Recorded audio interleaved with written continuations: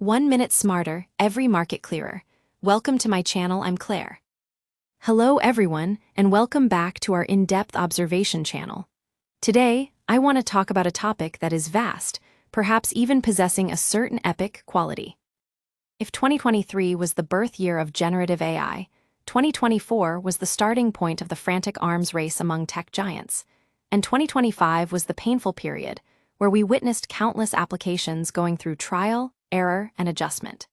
Then, as we truly step into 2026, this moment is destined to become the year of reckoning for AI to completely reshape human civilization and the industrial landscape.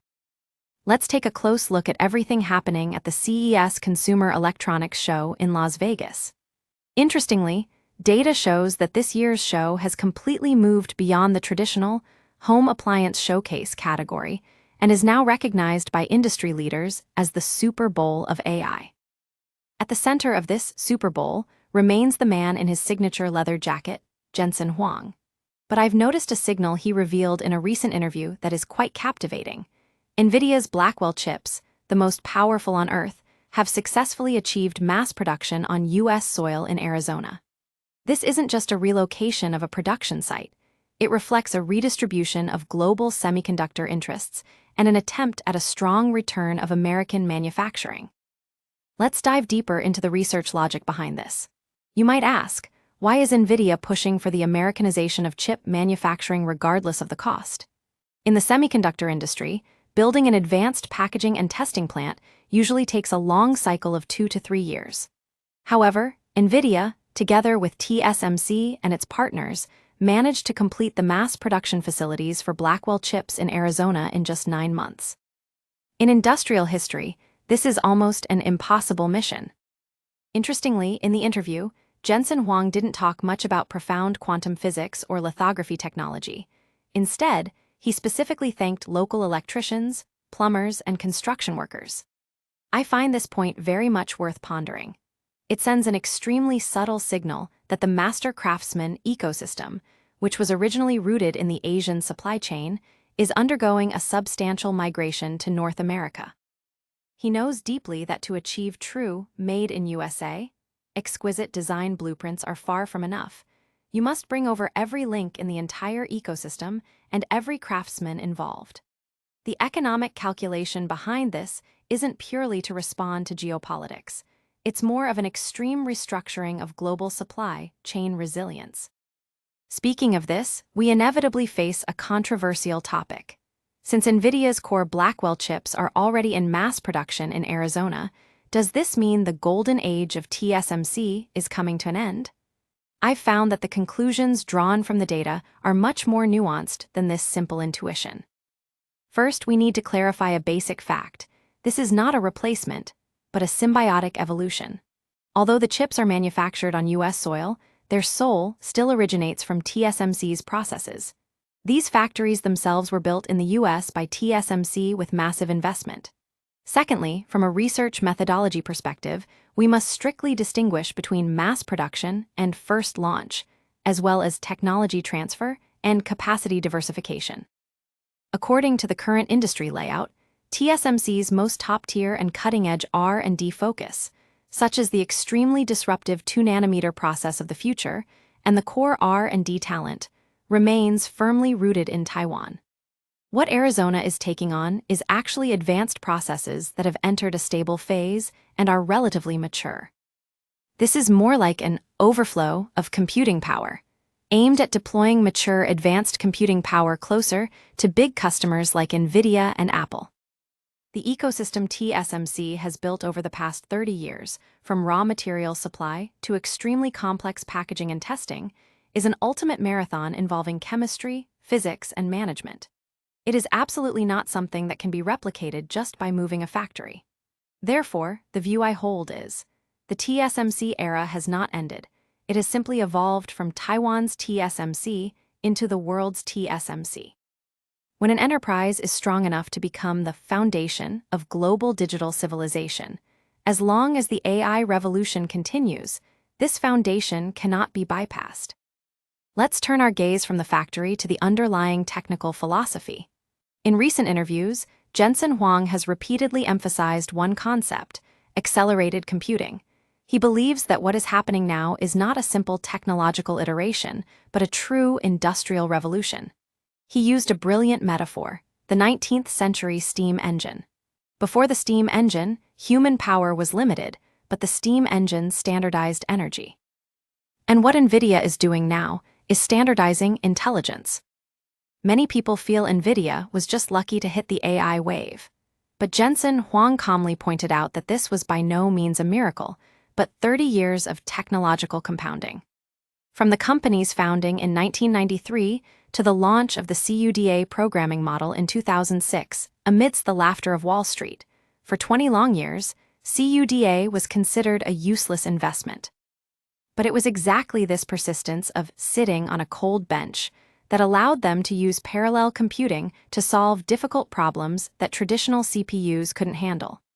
Ultimately, when the explosion came in 2023, they found they didn't have a single competitor in front of them. NVIDIA has now completed a role transformation, from a company that sells parts to a company that builds factories. Jensen Huang proposed the concept of AI factories. Data is the raw material, AI chips are the processing workshops, and the final output is the digital energy codenamed intelligence. This energy can be delivered to every corner of healthcare, automotive, finance, and even agriculture, just like electricity. Talking about this, let's take a close look at the specific performance at the 2026 CES. If last year's show was still talking about illusions in PowerPoints, then 2026 is about flexing muscles. The most watched contest this year is undoubtedly between NVIDIA's Jensen Huang and AMD's Lisa Su. While AMD's MI300 series has been eating away at the data center market, at this year's CES, the battlefield for both has fully shifted to mid-range consumer hardware. Manufacturers like Microsoft and Dell are pushing the concept of AI PCs with all their might. In the past, computers were tools. You gave an instruction, and it executed. The core logic of an AI PC is collaboration.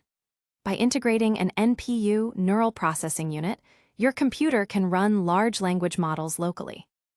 This means your trade secrets, private diaries, and financial statements no longer need to be uploaded to the cloud. All processing is completed on your desktop. This is not just a leap in efficiency, but a major leap in privacy protection. However, I have also found some thought-provoking data points that remind us to remain neutral and objective in our observations.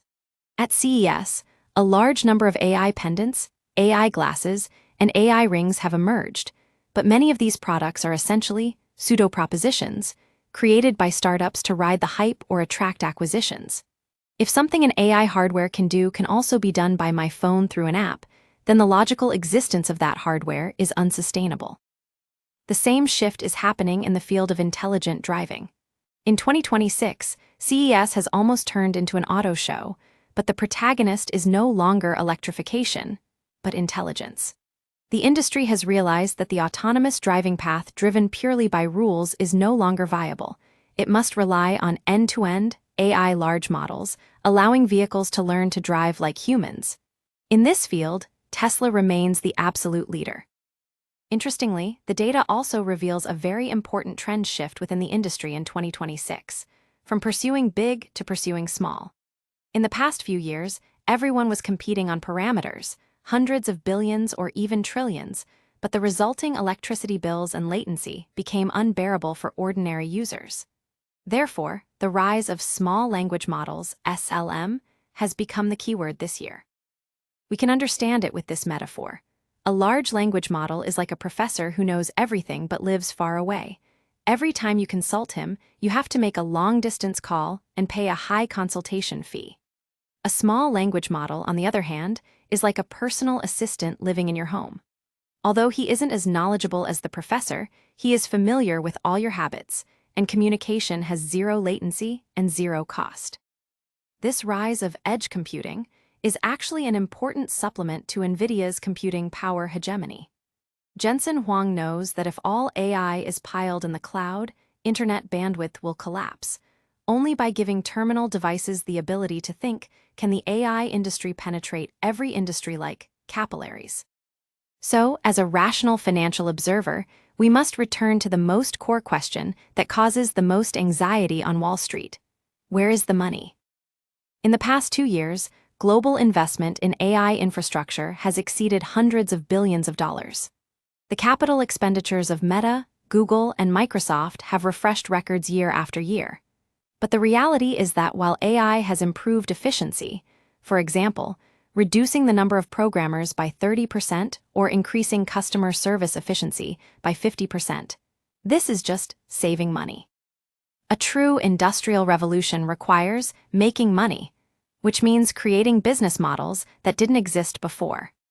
Faced with this skepticism, the logic Jensen Huang gives is very clear.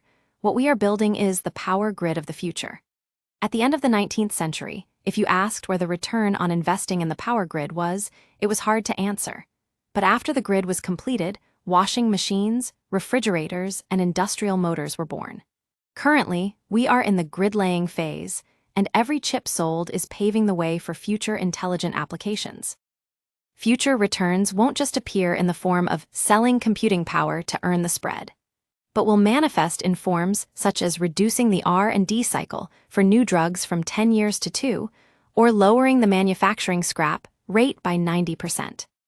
But I must also objectively point out that in 2026 and beyond, market sentiment in the AI industry will be extremely unstable.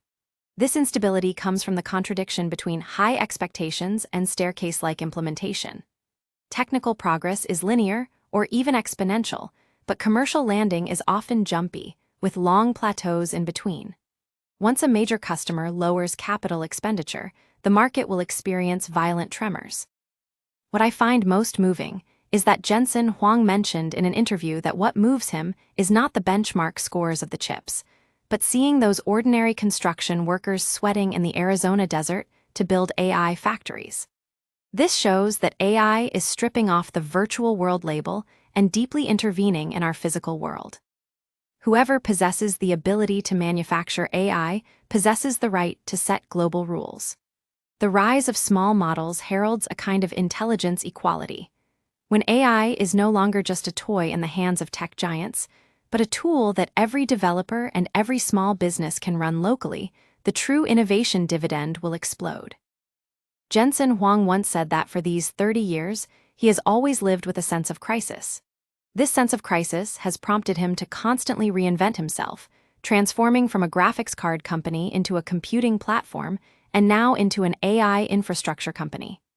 The 2026 CES may just be a footnote in the history of human technology, but it clearly tells us the old maps can no longer guide the course of the future. In this Super Bowl arena of AI, the halftime whistle will never blow, because this is a relay race about the upper limits of human civilization's evolution. Thank you all for listening. By the way, I have some good news for you. If you are interested in tech investing, you can now open an account and deposit funds through the exclusive invitation link on the relevant platform to receive up to $1,000 in NVIDIA stock, and idle funds can also enjoy very high annual interest. Opportunities are limited, so feel free to check the link in the description box. If you found today's sharing inspiring, don't forget to subscribe, like, and share. See you next time. Make sure to hit that like button and subscribe for more updates. Feel free to leave a comment. I'm looking forward to connecting with you. Until next time.